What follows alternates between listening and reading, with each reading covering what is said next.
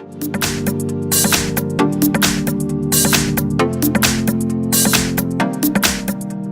I've got BLUBOO Xtouch, and let me show you how to activate battery saving mode on the following device.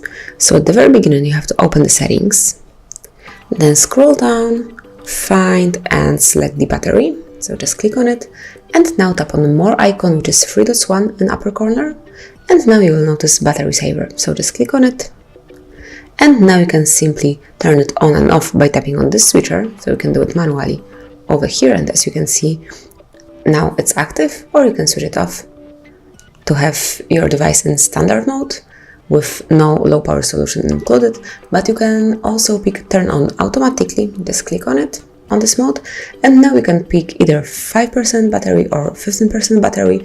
So whichever, for example, your device will be lower than 5% of battery saving mode will be automatically activated.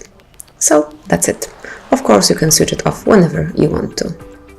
So this is how you can save battery in your device. Enjoy! Thank you for watching. Please subscribe our channel and leave the thumbs up.